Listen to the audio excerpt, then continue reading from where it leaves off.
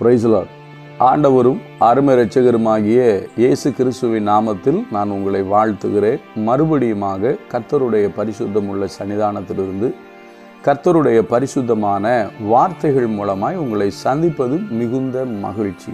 ஆண்டவருடைய பெரிதான கிருபையினால இந்த வருஷத்தின் துவக்கத்தில் நாம் தியானிக்க ஆரம்பித்திருக்கிற காரியம் காத்திருப்போம். அருமையான கர்த்தருடைய பிள்ளைகளே, நேற்றைய தினத்தில் நம்ம பார்த்தோம் கர்த்தர் வெளிப்படுவதற்கு. அதனால தான் நம்ம இப்படி பார்த்தோம். யாக்கோபு சொன்ன வார்த்தை, கர்த்தாவே நீரே என் ரட்சிப்பு. அது மாத்திரமல்ல, உங்களுடைய ரட்சிப்புக்கு காத்திருக்கிறேன் அப்படின்னு சொன்னதை பார்த்தோம். புலம்பலின் புஸ்தகத்தில் இப்படியா எழுதப்பட்டிருக்கிறது, கர்த்தருடைய ரட்சிப்புக்கு நம்பிக்கையோட காத்திருக்கிறது நல்லது.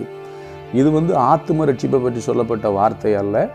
அனுதினமும் நம்முடைய வாழ்க்கை நாம் சந்திக்கிற சவால்கள், நாம் சந்திக்கிற சிக்கல்கள், இதிலிருந்து நமக்கு ஒரு விடுதலை, நமக்கு ஒரு ரட்சிப்பு வேணும். இந்த ரட்சிப்பை கொடுப்பதற்கு கர்த்தர் வல்லவர், இல்லைன்னா அந்த ரட்சிப்பை செய்வதற்கு கர்த்தர் வல்லவராக இருக்கிறாரு. நம்ம கொஞ்சம் காத்திருந்தோம் அப்படின்னா கண்டிப்பாக கர்த்தர் நமக்காக வெளிப்படுவதை நம்ம பார்க்க முடியும். அதை நம்ம நேற்றைய தினத்தில் பார்த்தோம். இன்றைக்கு நான் ஒரு வசனத்தை வாசிக்கிறேன் பாருங்க. சிமியோன் என்கிற தேவ மனிதனை குறித்து வேதம் சொல்கிற வார்த்தையை பாருங்களா.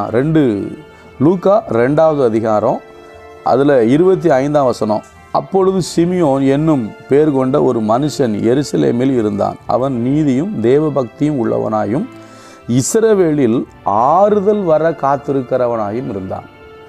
இப்போ இஸ்ரவேலில் ஆறுதல் வருவதற்காக இந்த சிமியோன் என்கிற மனிதன் காத்திருந்தார். அவர் சொல்கிற ஆறுதல் என்ன அப்படின்னா, நமக்கு சும்மா ஒரு கிடைக்கிற ஆறுதல் அதல்ல, இயேசு கிறிஸ்து தான் அந்த ஆறுதல். ஏன்னா இஸ்ரவேல் ஜனங்கள் அடிமைப்பட்டு கிடக்கிறாங்க, ரோமருடைய ஆட்சி கீழே இருக்கிறாங்க. அதனால் அவங்களுக்கு ஒரு ஆறுதல் வேணும், ஒரு ராஜா வரணும் அப்படின்னு சொல்லி மேசியாவை தான் அவங்க ஆறுதல் அப்படின்னு சொல்கிறாங்க. இதே இதில் இன்னொரு வார்த்தையை நான் சொல்கிறேன் பாருங்கள். இதே லூக்கா 2வது அதிகாரத்தில் அந்த அன்னாள் என்கிற அந்த அம்மாவை குறித்து சொல்லப்பட்டிருக்கோம். அவங்கள பற்றி சொல்லப்படும் போது அந்த வார்த்தையை பாருங்கள், நான் படிக்கிறேன் பாருங்கள். 38வது வசனம்.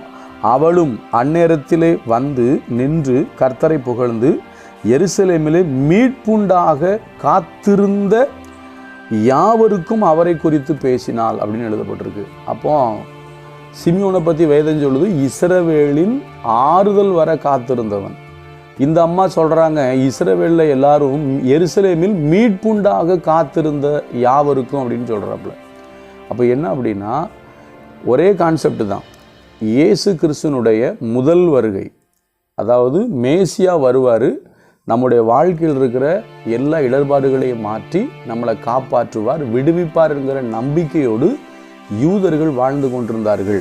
அதில் குறிப்பாக மிகவும் பக்தியோடு வாழ்ந்த நிறைய பேர் இருந்தாங்க. அவங்கள பற்றி தான் இந்த இடத்துல சொல்லப்பட்டிருக்கு. அதில் ஒன்று சிமியோன், இஸ்ரவேலில் அவன் ஆறுதல் வர காத்திருந்தான். 2வது, அங்கே நிறைய பேர் உட்கார்ந்துருக்காங்க, இஸ்ரவேலுக்கு எருசலேமுக்கு என்ன வரும், மீட்பு வரும் அப்படின்னு சொல்லி அவங்க காத்திருந்தாங்க என்று எழுதப்பட்டிருக்கு. அப்போ நமக்கு சொல்லப்படுற செய்தி என்ன? இந்த வேத வசனத்தின் மூலம் கர்த்தர் இந்த 2025ஆம் வருஷத்தில் நம்மகிட்ட என்ன பேசுகிறாரு, 2025ஆம் வருஷத்துக்கு மட்டுமல்ல நம்முடைய வாழ்க்கைக்கு கர்த்தர் என்ன பேசுகிறார் அப்படின்னு கேட்டிங்கன்னா, நேற்று பார்த்தது ரட்சிப்பு பார்த்தோம் அல்லவா, அதே போல் இன்றைக்கி ஒரு விஷயம் சொல்கிறேன். மேசியா வருவார், மேசியா பிறந்து எல்லாவற்றையும் நிவர்த்தி செய்வார் அப்படிங்கிறது தான் அவங்க எதிர்பார்ப்பு. அந்த எதிர்பார்ப்போடு தான் அவங்க காத்திருந்தாங்க. இப்போ நான் உங்களை பார்த்து ஒரு செய்தி சொல்கிறேன். உங்களுக்குள்ள கர்த்தர் வந்திருக்கிறாரா?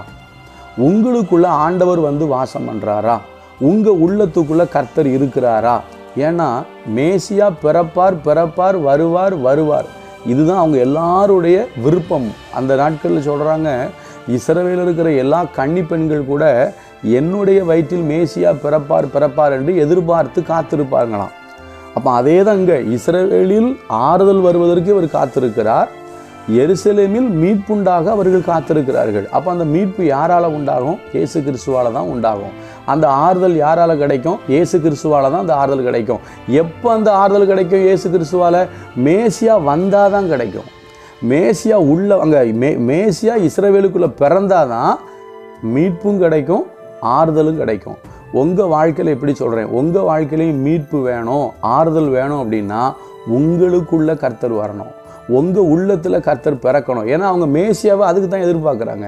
அப்போ நீங்கள் இந்த 2025ஆம் வருஷம் ஜெபம் பண்ணுங்க, ஆண்டவரே எனக்குள்ளே நீங்கள் வாங்க, அவர்கள் மேசியா வர வேண்டும் என்று எதிர்பார்த்தது போல நான் எனக்குள் இயேசு கிறிஸ்து வர வேண்டும் என்று எதிர்பார்க்கிறேன். இயேசுவே, நீர் எனக்குள் வாரும்.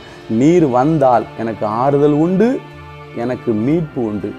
அதனால தான் அவங்க காத்திருந்தாங்க. அப்போ நம்ம எதற்கு காத்திருக்கிறோம்? யோசிங்க.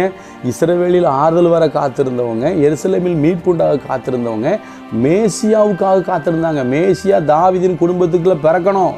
அவர் பிறந்தார்னா எங்களுக்கு ஆறுதலும் கிடைச்சிரும், எங்களுக்கு மீட்பும் கிடைச்சிரும்.